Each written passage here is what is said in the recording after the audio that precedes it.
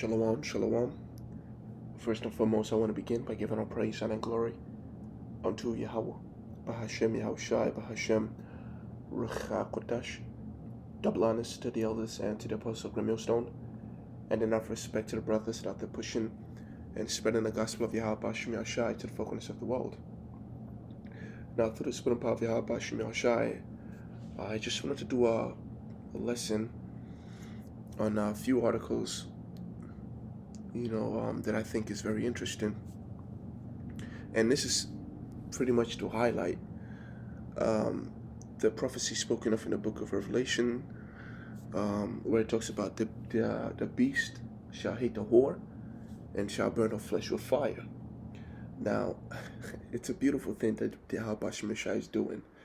And whenever the Lord does something like this, whenever we read articles like this, I always want to emphasize the book of Isaiah, the 66th chapter, right?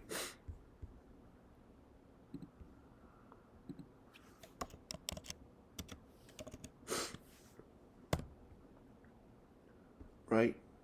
The 66 verse 5, it says, "Hear the word of the Lord Yahweh, and ye that tremble at his word. Your brethren that hated you, that cast you out for my name's sake, said, Let the Lord Yahweh be glorified, but he shall appear to your joy, and they shall be ashamed," right? And rarely do we ever, or at least rarely do we ever get articles that explicitly express the, threats between Babylon and its allies. We rarely ever see that. We see a little, we see little disagreements here and there, little criticisms here and there, but this is actually war, right? This is actually that the Lord cranking it up, and it's a beautiful thing that He's doing, because now, if you were to tell somebody who was so immersed in the matrix of this world that America will one day fight Europe, and Europe will betray America, and join the East and destroy America with fire, they're going to look at you like, what are you talking about? That's never going to happen. But now we see that the alliance that they built, the NATO alliance and the EU, it's all crumbling down. Okay? And this is the Lord appearing to our joy. Now, of course, we know that ultimate battle, that ultimate destruction, right? That great and dreadful day, the terrible day of the Lord Yahweh, is close, but it's not going to happen tomorrow or the day after that, until one major prophecy, which is the radio frequency identity chip, that microchip, is enforced. And so I have an article, and I actually had a lot of articles, but I'm just going to read the title of those that I that led up to this. And after this article, there's another article that, I'll get into it. But it says the United States will impose tariffs on countries. This is from the Washington Post. The United States will impose tariffs on countries that have sent troops to Greenland in recent years, because it's not just Greenland that's protesting America's decision to take over Greenland. It's not just it's really the entire Europe alliance. They are all coming up against Babylon. And so the first step was to fight them economically, and that's what America always does before it goes to war with someone. It begins with tariffs, sanctions, and so on and so forth. And then they crank it up. So when they protested against America, they actually did it by sending troops over there. And they claimed, right, they declared that if Babylon ever tries to take over Greenland, they will fight it. All right? Again, this is the Lord appearing to our joy. And so it says, President Trump announces 10% tariffs on Denmark allies amid Greenland turmoil. All right? And here's a response. It says, "No intimidation or threat can influence us," says Macron, after U.S. tariffs threaten over Greenland. "Tariff threats are unacceptable and have no place in this context. Europeans will respond in a united and coordinated manner. Oh my God, yo. All right, we're going to get into it. It says French President Emmanuel Macron on Saturday reaffirmed that no intimidation or threat could influence them following the United States President Donald Trump's announcement to impose new tariffs on 8 European countries over Greenland dispute. And I believe I had read an article that was posted by the GMS Maccabean Spirit channel, and in that article, he actually pulled up screenshots, and there's an attempt by the Europeans, the European countries, Western European countries, to come up to, I guess, create their own channels of communication between them and Russia. And they were saying that they never ever want America to, you know, to interact with Russia on their behalf, right? When it came to the thing with Ukraine, the dispute in Ukraine, it was America that negotiated on behalf of the European nation. It was America who had to say as to what should happen in Ukraine on behalf of the European nation. They say, we're not going to do that anymore. And they've been hinting at doing things on their own without the United States president. I think a few months back, last year,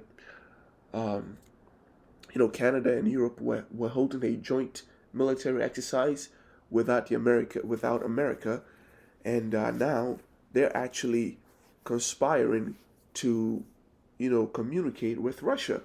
Okay, because they can see a future, and no other future but the future where they are at odds with America, where America is the enemy, and they want to make sure that when that happens, they have not crossed a point. They have not let America put them in situations where Russia would also be a threat onto them. So what they're doing now is that they want to find a way to talk to Russia without America and establish some sort of relationship so that they don't solely rely on America. And that is another tactic that they are exploring right now, which we know that they're definitely going to accomplish that, because the scripture says that they will be part of the nations that burn America with fire. The primary nation that burns America with fire is Russia. The book of Ezekiel, the 38th chapter, says Russia would have Persia, right? And Turkey with them, who's also a member of NATO, that he was going to have the African nations and many people with them, right? The book of Second Ezra, the 15th chapter, talks about the Carmanians, who are the Persians, Iran, also having the dragons of Arabia, which are the Islamic nations, with them. So, and then also when you actually look into Persia, it ain't just Iran, right? You got the Indians, you got the Pakistani, the Bangladesh, all these nations, really. So when really, when it says Persia, it primarily says Iran, but these nations are going to be dragged in as well. So the chess pieces are being put in place, and only the wise can actually see the full picture right now, The people in this world, that's why Paul says that they are like people who sleep in the night. And not just sleep in the night, but they're also drunken. I mean, they are so confused, they are likened unto a drunken man disoriented at night. This is as clear as day that World War III is inevitable. And in that scenario, it is going to be America and Israel versus the entire world. So it says, no intimidation or threat will influence us. Matter of fact. Yep. That's the gist of this article.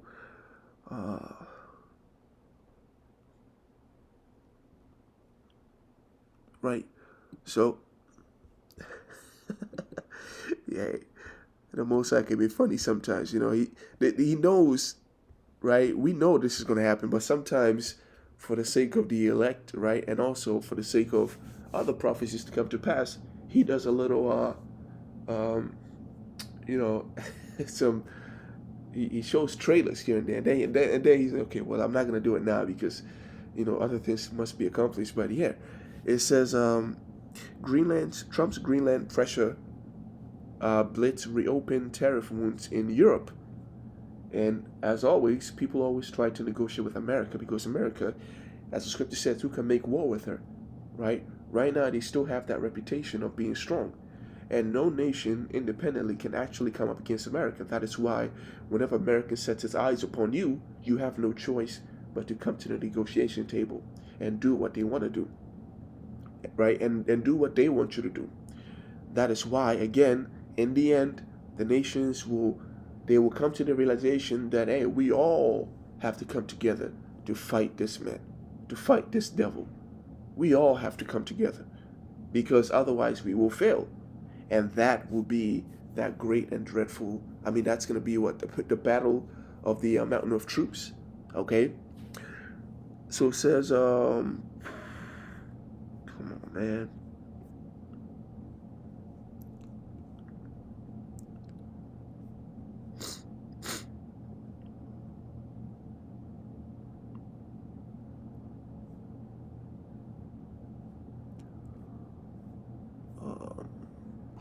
Okay, well the title kind of threw me off, and I can't really read this right now. I don't know why.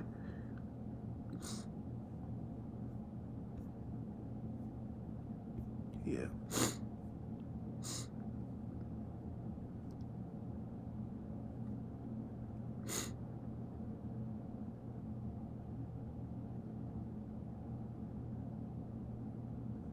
Okay, so there it is. So EU lawmakers announced that an emergency meeting will take place in Brussels tomorrow regarding Trump's latest tariffs.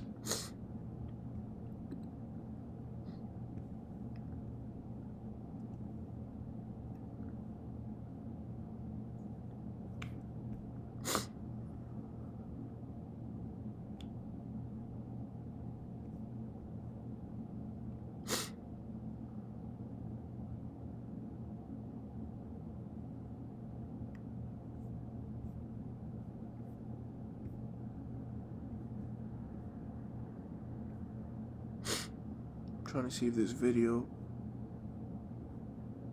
All right.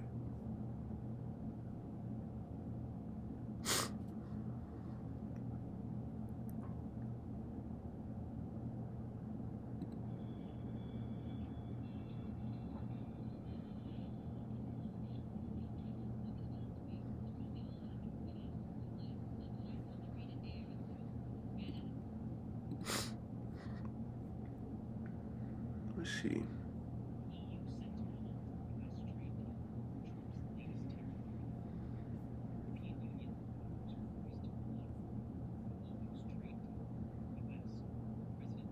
Right. Okay. I just wasn't sure which one is part of the article and which one isn't, because of like the font differences. But yeah, it says European Union lawmakers are poised to block approval of the EU's trade deal with the United States over President Donald Trump's vow to impose tariffs on countries that supported Greenland in the face of American threats. Okay, so like we just read, Macron is saying that they won't be intimidated, and they've halted every deal they had with America because of the threat for sanctions. Um,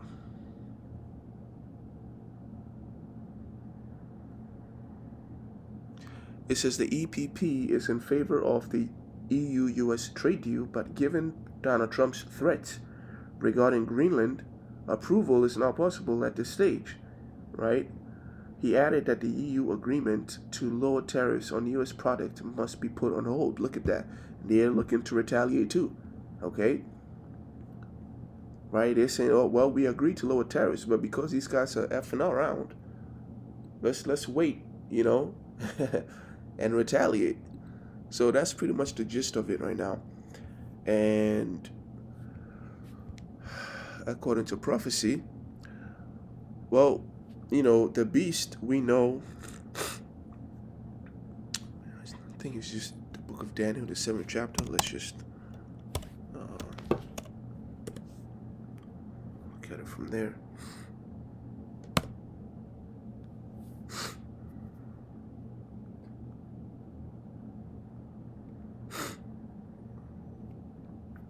Okay, so from the book of Daniel, the 7th chapter, we know that when he had a vision of the major nations who were going to have an impact on Israel, he says, "Then I would know the truth of the fourth beast, which was diverse from all the others, exceeding dreadful, whose teeth were of iron, and his nails of brass, which devoured and brake in pieces and stamped the residue of his feet." So the truth of that fourth beast, matter of fact, let's just describe its visage.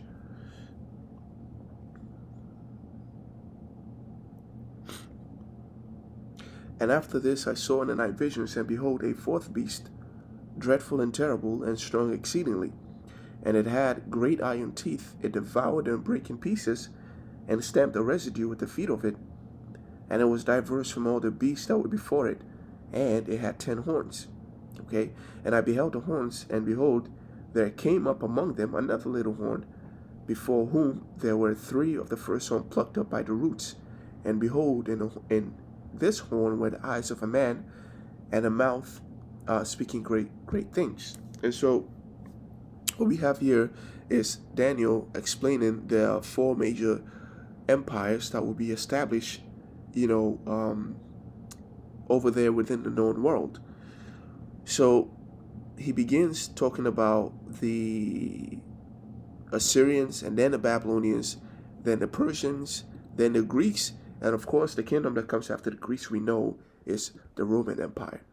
And he describes the Roman Empire in this manner.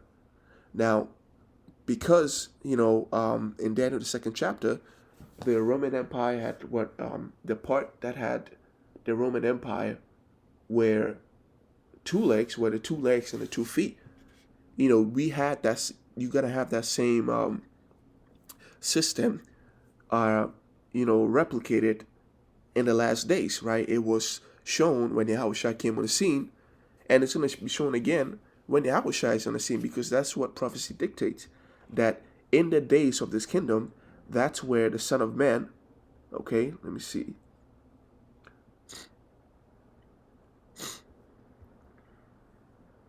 It says, "I beheld till the thrones were cast down, and Ancient of Days did sit, whose garments was white as snow. The hair of his head were like the pure wool. His throne was like the fiery flame, and his wheels of flame, and his wheels as burning fire." So like, yeah, I think it's down. There it is.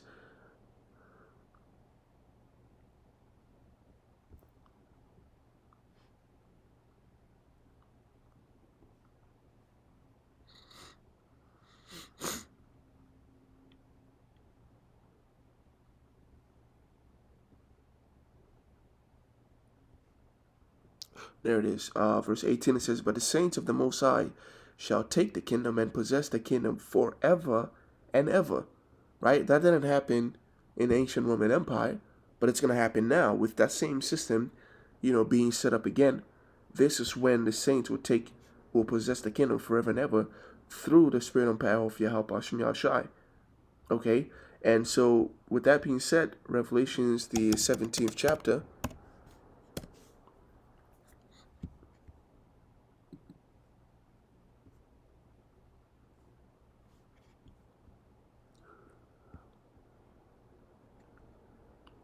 it says, "These," which is the beast. Yep. The beast with the 7 heads, okay? And the horns, the 10 horns, the same vision that Daniel saw. It says, "These shall make war with the Lamb, and the Lamb shall overcome them. For he is a Lord of lords and a King of kings, and they that are with him are called chosen and faithful." Now, when Yahushua was on the scene, they prevailed over him, right? Because they put him to death. But he's going to return this time, right? So, which shows you that when Yahushua comes upon the scene, the moment when he actually takes the kingdom will be the moment where this beast is in power, right? That is what we keep emphasizing, that America is Rome all over again. And that NATO and EU are the 10 horns that are within, Rome, that are part of Rome. Okay?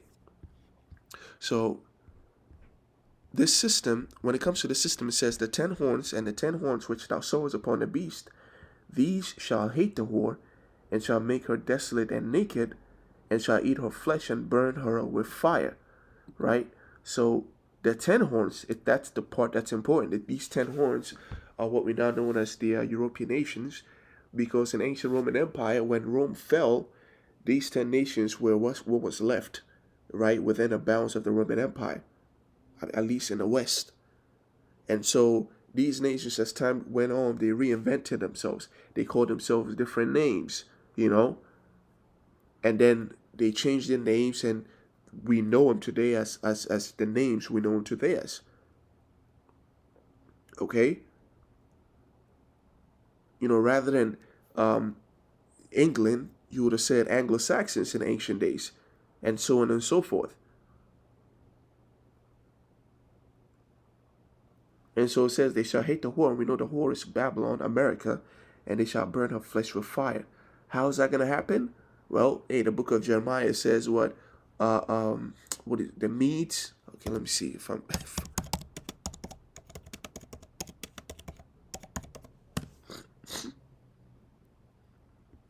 Oh, let's see.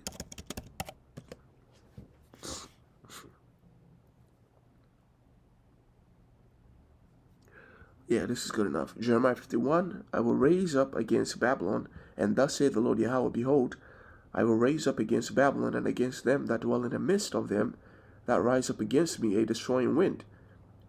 And I will send unto Babylon fanners that shall fan her, and shall empty her land, for in the day of trouble they shall be against her round about. And fanners is what, like if you have a fire and you wanted to exacerbate it, you would fan it, right? You would give it a gentle air just to make sure like the fire is really growing and spreading as it's supposed to be. If you've ever worked with a coal pot, right, which is like a portable oven, or even if you see what's it called? These forge fires, right? It always require you to blow and fan it into it. So the same thing. And so these fanners are pretty much, they are causing fire. And that fire is what's going to empty the land of Babylon. They are also known as what? Bending the bow. Against him that bend the bow, let the archer bend his bow. Against him that lifteth up in his bringing, and spare ye not her young men, destroy her utterly, all her host. Now, if you go to the book of Second Ezra, the 16th chapter, it tells you that these bows that makes a place desolate is the hand of the Lord, right? That's why when you read the book of Jeremiah, it says, behold, saith the Lord, I will raise up against Babylon, right? And so the bow is described here as plagues. The plagues are sent unto you, and what is he that may drive him away? May one turn again the arrow that is shot of a mighty archer. The Lord sendeth the plagues, and who is he that can drive them away? All right. For strong is his hand, is his right hand that bendeth the bow. His arrows that he shooteth are sharp, and shall not miss, when they begin to shoot into the ends of the world. Okay? Behold, the plagues which are like arrows shot from a bow are sent, and shall not return until they come upon the earth. A fire is kindled, and shall not be put out. It is consumed till it consume the foundation of the earth. All right? So the missiles are fire. I mean, the missiles are considered arrows which consume the earth, right? Fire. So it's just another way of saying missiles, all right? And that's pretty much it. They will shoot America with missiles. They will burn our flesh with fire, all right? So when you read the book of Jeremiah, the 51st chapter, the nations, or the fanners, or the archers, you got to understand that within these nations, Europe will be part of it. And we're seeing the Lord make good on that threat in articles like this. And so, yeah.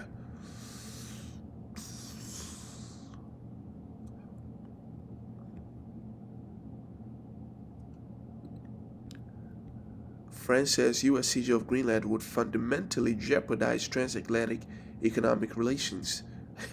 It's not just the economic relations, it's you about to go to war, whether you like it or not. See, these heathens, they don't want to go to war. They don't want to destroy everything they've built. They don't want to give up all the things that they've stole.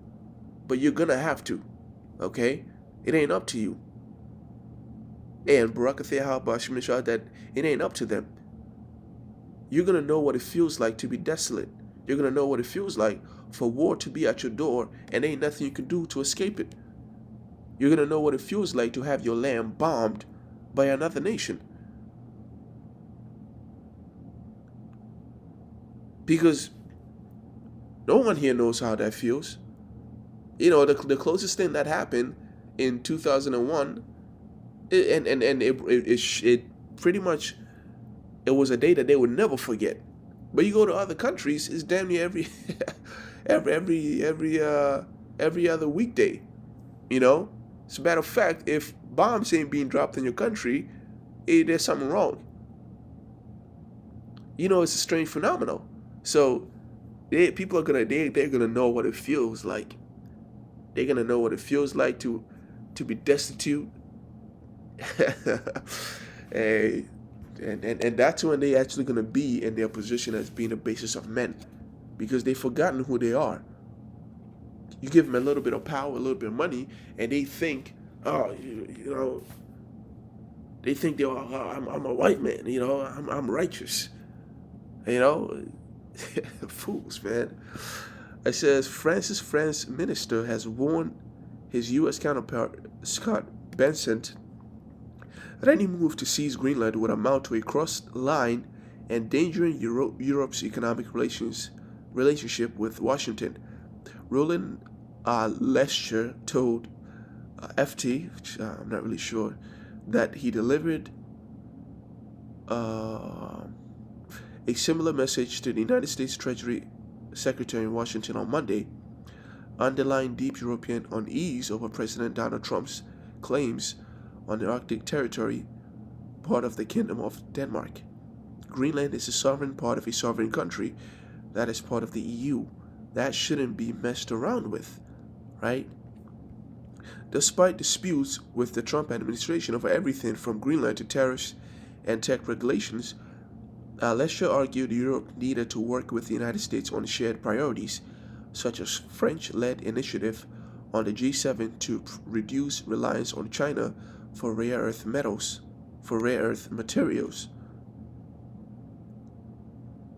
So, like I said, they want to keep their kingdom. They wish this could last forever, but it ain't going to last forever. It's going to be destroyed. And so, in closing, I want to give all praise and glory unto Yahweh, Bahashem, Yahushai, Bahashem, Rekha Kodash, Shalom, Yahweh, Shmeshah, Brakatham, to Yakim, and Akos, that are listening in truth and in sincerity. May the blessing of God should be upon the house. And until next time, Shalom.